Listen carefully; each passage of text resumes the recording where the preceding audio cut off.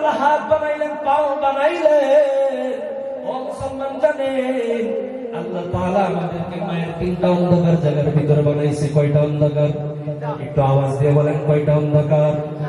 তিনটা অন্ধকারের ভিতরে আল্লাহ তাআলা বানাইছে। এই তিনটা অন্ধকারের ভিতরে আল্লাহ তাআলা আমাদেরকে বানাইছে। আপনারা আবার আওয়াজ দিয়ে বলেন, আমাদের এই গ্রামের মধ্যে, আমাদের এই নাগাবান্ধা অঞ্চলের মধ্যে কত মিস্ত্রি, কত ইঞ্জিনিয়ার আমরা দেখেছি। কাউকে কি আপনারা দেখছেন যে তারা অন্ধকারের ভিতরে বস্তু বানাইছে? দেখছেন? আওয়াজ দিয়ে বলেন, দেখছেন? যারা রাও করেন না, তারা কি বানান নাকি? তো রাও বলছে অন্ধকারের ভিতরে আল্লাহ তাআলা বানাইছে। মায়ের তিনটা অন্ধকার জায়গার ভিতরে বানাইছে।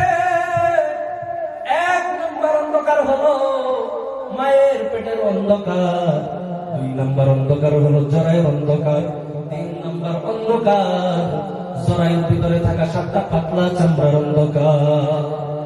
এই তিনটা অন্ধকার জায়গার ভিতরে মহান রব্বুল আলামিন বানিয়েছেন। এবার আপনাকে আমাকে দুনিয়ার মধ্যে প্রবিষ্ট করেছেন।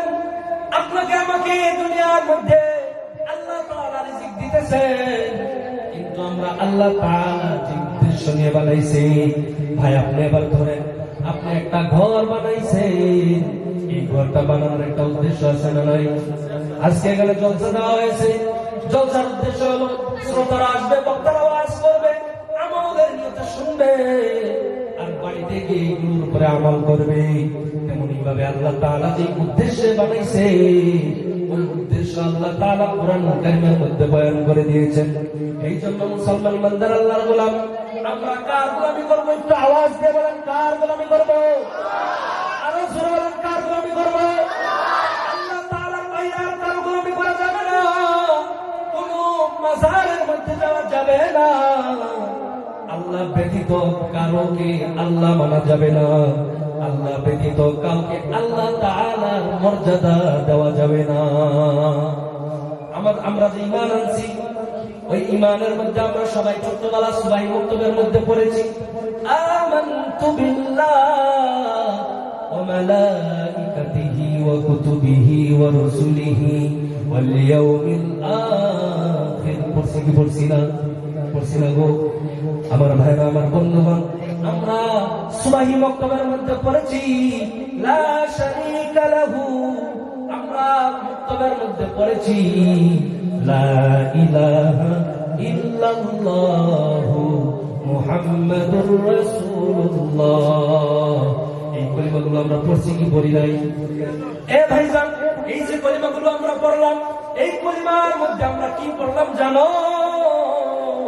আমরা এই কলিমার মধ্যে এটাই পড়েছি, আল্লাহ ছাড়া কোনো মাবুদ নাই, লা শারীকা লাহু, আল্লাহ তাআলার কেউ শরীক নাই। সুতরাং আমার ভাইরা, আমার বন্ধুগণ, আল্লাহ তাআলা যা পারে তা কি অন্য কেউ পারে? পারে অন্য কেউ? যদি এই ধারণা আপনার মনের ভিতরে থাকে আল্লাহ যা পারে তা অন্য কেউ পারে, তাইলে আপনি কাফির হয়ে যাবেন। সুতরাং আল্লাহ তাআলার উপরে সমস্ত ইতিমাদ বিশ্বাস রাখতে হবে।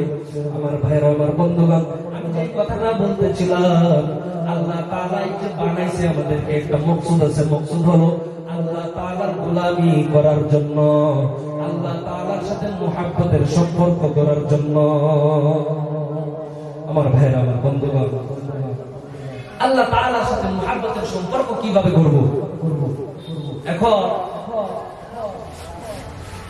আপনি আমি যদি মসজিদের মধ্যে না আসি, মসজিদের মধ্যে যদি 5 বেলার নামাজ আদায় না করি, তাইলে কি আল্লাহ তাআলার সাথে মুহাব্বত হবে? হবে গো? পৃথিবীর মধ্যে আপনি দেখেন, একজন পুরুষ একজন নারীর দিকে আকৃষ্ট হয় কখন? যখন ওই নারীটাকে বারবার বারবার সে দেখে, দিল দিয়ে ভাবে, ওই সময় তো ওই পুরুষটা ওই নারীর দিকে আসক্ত হয় না গো? এখন